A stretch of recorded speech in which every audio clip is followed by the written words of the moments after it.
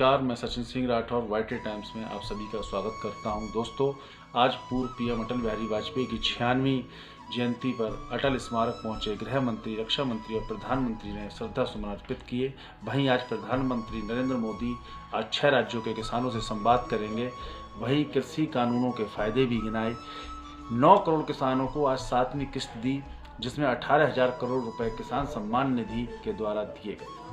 क्या कृषि बिल के संशोधन पर कुछ चर्चा मोदी जी ने की, या कोई गौर करने वाली बात यह भी है कि मोदी कैबिनेट के तमाम मंत्री आज कमान संभाले रहे। किसान के हित की बात करना, किसान के बिल पे उनकी खूबियों को गिनाया जाए।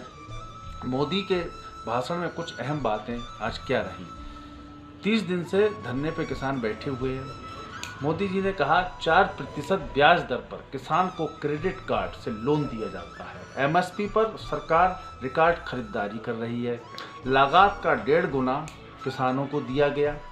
कोल्ड स्टोरेज में सरकारों ने निवेश किया। खेती के साथ साथ पशुपालन, मछली पालन पर जोर दिया। वहीं कांग्रेस को भी आड़े हाथों लिया। उन्होंने कहा जो लोग पहले किसानों की ज़मीन को हड़प लिया करते थे, आज वो किसानों की चिंता करते हैं। दोस्तों, सवाल ये उठता है, जो किसान आंदोलन कर रहे हैं और जो किसान आज संवाद कर रहे थे प्रधानमंत्री जी के साथ, इन दोनों में अंतर क्या है? क्या जो किसान आंदोलन कर रहे हैं वो क्या एक प्रोपेगेंडा है, केवल वो किसी राजनीतिक पार्टी के शिकार हुए हैं, या उनको विपक्ष भड़का रहा है? और आज जो किसान प्रधानमंत्री जी के साथ में संवाद करते नजर आए, जो इस बिल की खूबियां गिना रहे थे, मोदी जी के शासन काल में जो उनको फायदे हुए, कृषि में उनको फायदे हुए, वो गिना रहे थे। अब सवाल ये भी उठता है कि एमएसपी, मोदी जी ने कहा आप अपनी फसल को कहीं भी बेच सकते हैं एमएसपी के भाव पे। अब सवाल ये उठता है, एमएसपी के भाव पे क्या कारपोरेट वाला किसान की फसल को खरीदेगा?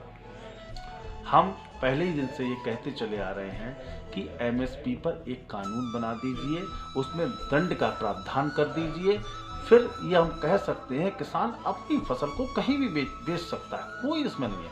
हम कृषि कानून जो बिल है उसका विरोध नहीं करते, बिल बहुत अच्छा है, लेकिन उसमें कुछ त्रुटियां हैं, उनको केवल ठीक करना है। थोड़ी सी त्रुटियों को जब ठीक कर दिया जाएगा तो ये बिल वाकई किसान हित में होगा, आधुनिक बिल होगा। किसान को आधुनिक बनाना ही होगा, क्योंकि किसान का जीडीपी में बहुत बड़ा योगदान है। हम अपनी कई वीडियो में हमने आपको बताया था कि किसान किस तरीके से जीडीपी में हिस्सेदारी देता है, और हकीकत में यह है, जब कोविड चल रहा था उस दौरान किसान ही एक ऐसा था जो अपनी फसल की देखरेख कर रहा था, फसल कर रहा था और मंडियों तक वो फसल को पहुंचा भी रहा था, सब्जियां कर रहा था, फल कर रहा था। ये सब कोविड के दौरान जब सब कुछ थमा हुआ था, तब किसान अपने खेतों में लगा हुआ था। निष्कर्ष क्या है? एमएसपी को पूर्ण रूप से लागू कर दिया जाए। अब एक तरफ आया कि ममता बनर्जी पश्चिम बंगाल में 70 लाख किसानों को किसान सम्मान निधि से रोके रखी है। अब ये देखते हैं, इस पे भी राजनीति होगी, वहाँ इलेक्शन आने वाला है, तो राजनीति का ये जरूर एक सबब बनेगा।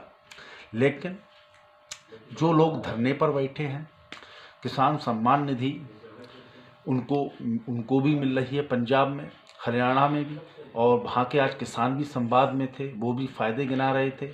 लेकिन सवाल ये उठेगा कि सरकार और किसान एक मेज पर आएं, संवाद करें, इस समस्या का हल निकालें, ना कि सरकार अपनी खूबियां गिनाए बिल की और किसान अपनी त्रुटियां गिनाएं। दोनों लोग आपस में बैठें, एक समन्वय स्थापित करें और इस बिल को जो त्रुटियां हैं उनको दूर कराएं, और ये बिल उनके हित में तभी होगा।